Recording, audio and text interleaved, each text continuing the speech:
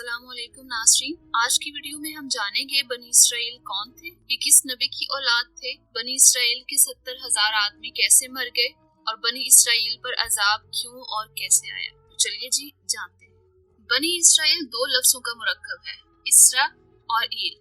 عبرانی زبان میں اسرا کے معنی ہے عبد اور قوت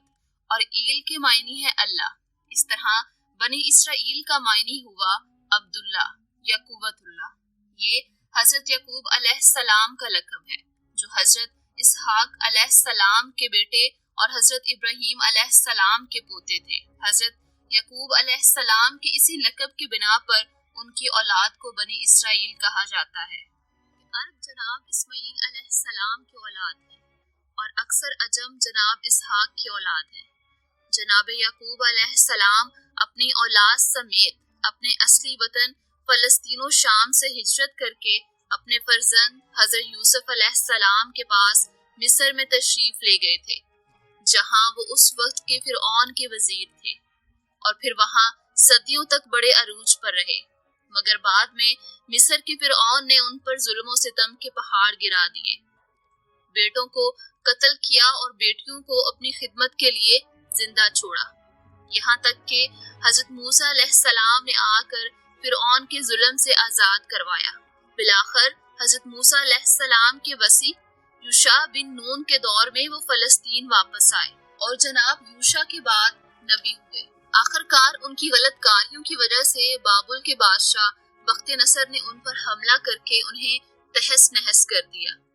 ان کی حکومت ختم کر دی، بہت سو کو قتل اور بہت سو کو قید کیا، یہاں تک کہ بادشاہ ایران نے بخت نصر اور اس کی حکومت کو ختم کیا اور قریباً 200 سال تک بنی اسرائیل ایران کے ماتحت رہے۔ پھر رومیوں کے زیر تسلط چلے گئے، وہاں پر انہوں نے بغاوت کی، لیکن رومیوں نے انہیں دبا دیا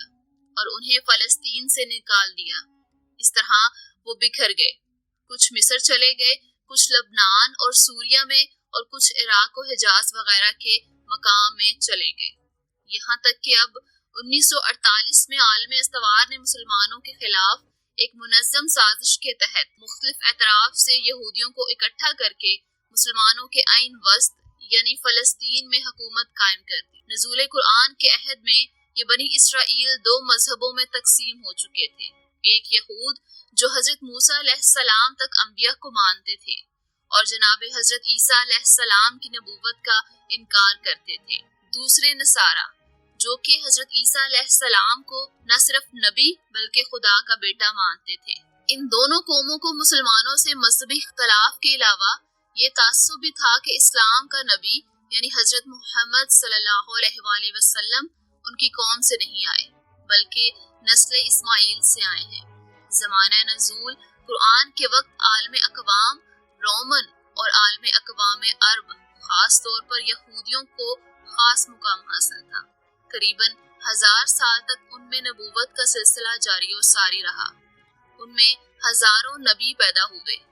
اس لیے ارد گرد کے لوگ بنی اسرائیل سے اس قدر مرعوب تھے کہ کہتے تھے کہ اگر یہود نے اسلام قبول کیا تو ہم بھی اسلام قبول کر لیں گے، لیکن آخر ان کی بدکاریوں کی وجہ سے اللہ تعالیٰ نے ان کی نسلوں سے یہ عہدہ نبوت چھین لیا۔ بنی اسرائیل کے 70,000 آدمی کیسے مر گئے اور بنی اسرائیل پر عذاب کیوں آیا، اس کے بارے میں جانتے ہیں۔ جب میدان طیہ میں بنی اسرائیل نے یہ خواہش ظاہر کی کہ ہم زمین سے اگنے والے غلے اور ترکاریاں کھائیں گے تو ان لوگوں کو حضرت موسیٰ علیہ السلام نے سمجھایا کہ تم لوگ من و سلوہ کے نفیس کھانے کو چھوڑ کر گیہوں، دال اور ترکاریوں جیسی غذائیں کیوں طلب کر رہے ہو؟ مگر جب بنی اسرائیل اپنی ضد پر اڑے رہے تو اللہ تعالیٰ نے حکم دیا کہ تم لوگ میدان طیہ سے نکل کر شہر بیت المقدس میں داخل ہو جاؤ اور وہاں بلا روک ٹوک اپنی پسند کی اور من بھاتی غذائیں کھاؤ، مگر یہ ضروری ہے کہ تم لوگ بیت المقدس کے دروازے میں ادب و احترام کے ساتھ جھک کر داخل ہونا اور داخل ہوتے وقت کی دعا مانگتے رہنا کہ یا اللہ تو ہمارے گناہوں کو معاف فرما دے تو ہم تمہارے گناہوں کو بخش دیں گے۔ مگر بنی اسرائیل جو ہمیشہ سے سرکشی اور شرارتوں کے عادی اور خدا کی نافرمانیوں کے خوگر تھے، بیت المقدس کے قریب پہنچ کر ایک دم ان لوگوں کی رگے شرارت بھڑک اٹھی اور یہ نافرمان لوگ بجائے جھک کر داخل ہونے کے اپنے سرینوں پر گھسیٹتے ہوئے دروازے میں داخل ہوئے اور ہتاتن کہنے کی بجائے ہنتاتن کہتے ہوئے داخل ہوئے، یعنی معافی کی دعا مانگنے کی بجائے ایک دانہ ہے ایک بال بال میں، یہ کہتے ہوئے مذاق کرتے ہوئے بیت المقدس کے دروازے میں گھستے چلے گئے۔ اللہ کی اس نافرمانی اور حکم الہی کے ساتھ مذاق کی وجہ سے ان لوگوں پر قہر خداوندی بصورت عذاب نازل ہو گیا۔ یاد رہے کہ بنی اسرائیل اللہ تعالیٰ کی لاڈلی اور پیاری قوم تھی۔ اللہ تعالیٰ نے ان میں بہت سے انبیاء کو مبعوث فرمایا اور ان پر بہت سی نعمتیں نازل کی، لیکن جب انہوں نے اللہ کے حکم کا مذاق بنایا اور نافرمانی کی تو اچانک ان لوگوں میں طاعون کی بیماری وبائی شکل میں پھیل گئی اور گھنٹہ بھر میں 70,000 بنی اسرائیل درد و کرب سے مچھلی کی طرح تڑپ تڑپ کر مر گئے۔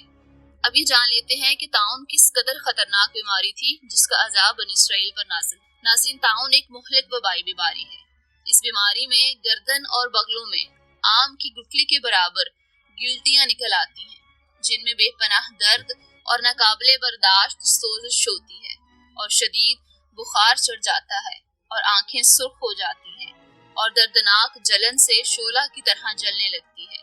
اور مریض شدید درد، شدید بے چینی اور بے قراری میں تڑپ تڑپ کر بہت جلد مر جاتا ہے۔ اور جس بستی میں یہ وبا پھیل جاتی ہے اس بستی کی اکثر آبادی موت کے گھاٹ اتر جاتی ہے اور ہر طرف ویرانی اور خوف و ہراس کا دور دورہ ہو جاتا ہے۔ اللہ تعالیٰ نے بنی اسرائیل کے اس واقعے کا ذکر سورہ بقرہ کی آیت نمبر 58-59 میں بھی ذکر کیا ہے۔ تو ناظرین، اس واقعے سے معلوم ہوا کہ اللہ تعالیٰ کی نافرمانی اور احکام ربانی کے ساتھ مذاق کرنے کا کتنا بھیانک اور کس قدر ہولناک انجام ہوتا ہے